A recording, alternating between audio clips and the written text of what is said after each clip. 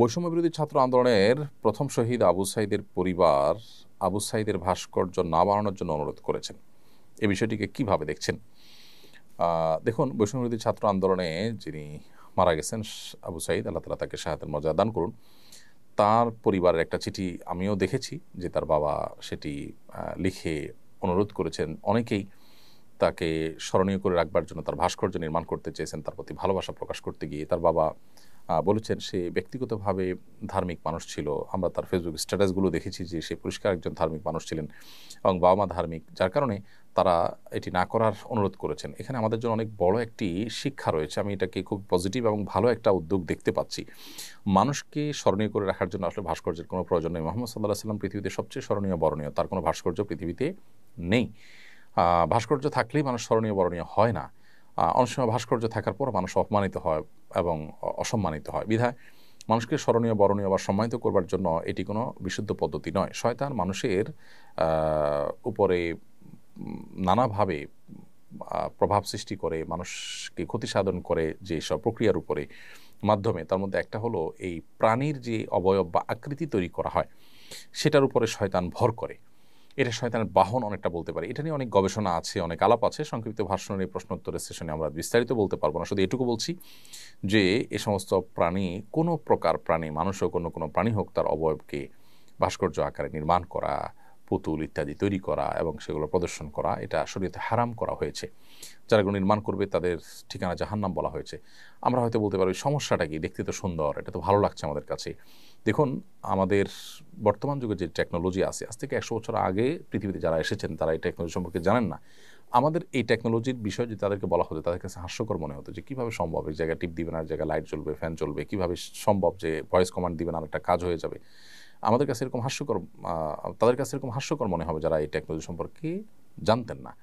ঠিক একইভাবে আল্লাহ রাব্বুল আলামিন মহান সৃষ্টিকর্তা, তার যে টেকনোলজি, কেন তিনি এই ভাস্কর্য, এগুলো প্রাণীর ভাস্কর্য তৈরি করতে আমাদেরকে নিষেধ করেছেন, সেগুলোতে ক্ষতিকর দিক কী, সেটা আমাদের টেকনোলজি, আমাদের ইয়েতে রাডারে ধরা পড়বে না বা আমাদের বোঝা হয়তো আসলো না। কিন্তু আল্লাহ রাব্বুল আলামিন, যিনি হাকিম, যিনি আলিম, তিনি সব কিছু জানেন, যিনি আমাদের মহান সৃষ্টিকর্তা, তিনি যেটা নিষেধ করেছেন এর ভিতরে আমাদের প্রভূত কল্যাণ রয়েছে এটাকে মেনে চলার মধ্যে। বিধায় এটাকে আমরা মেনে চলবো।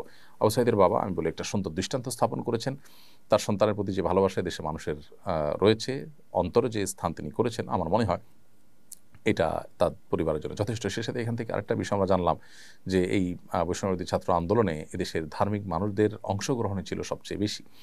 সো এই আন্দোলনের ফসল হিসাবে যারা আসছেন ক্ষমতায়, তারা যেন এদেশের মানুষের চিন্তা চেতনা, মানুষের বিশ্বাস, এগুলোর প্রতি তারা শ্রদ্ধাশীল যেন থাকেন, সেটি তাদেরকে সতর্ক থাকতে হবে।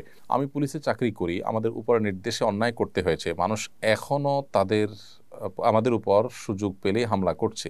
এ বিষয়ে কিছু বলুন প্লিজ। দেখুন, আপনি পুলিশে চাকরি করছেন, আরও অনেক ভাই আছেন, তাদের অনেক অন্যায় নির্দেশ তারা পালন করেছেন।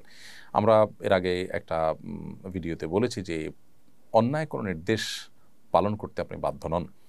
যদি কোনো অন্যায় নির্দেশ উপরস্থ বস নির্দেশ করেছে, আমার দোষ কি মনে করে আপনি করেন, তাহলে আপনি আল্লাহর কাছে পাবেন না, আপনি আল্লাহর কাছে ঠিকই দোষী হবেন।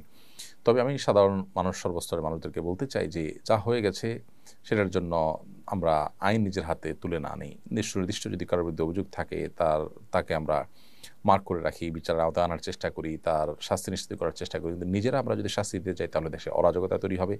প্রত্যেকটা মানুষ যার জাজমেন্টাল পাওয়ার ভিন্ন ভিন্ন হয়ে থাকে। আপনার জাজমেন্টে আমি দোষী, আমার জাজমেন্টে আপনি দোষী। এভাবে সবাই যার যার মতো করে একজন আরেকজনের বিচার করা শুরু করলে সমাজ কখনো স্বাভাবিক সুস্থ থাকবে না। এজন্য আমরা আসুন, আল্লাহ তাআলা ক্ষমাশীলতাকে পছন্দ করেন। যতক্ষণ পর্যন্ত ক্ষমা করা যায় ততক্ষণ আমরা ক্ষমার প্রদর্শন করার চেষ্টা করি। আল্লাহ তাআলা মুত্তাকিদের বৈশিষ্ট্য বলতে গিয়ে বলেছেন, ওয়ালা আফিনা আননা, যারা মানুষকে ক্ষমা করে, আল্লাহু হিব্বুল মুহসিনিন, এবং আল্লাহ তাআলা ইহসানকারীদেরকে ভালোবাসেন।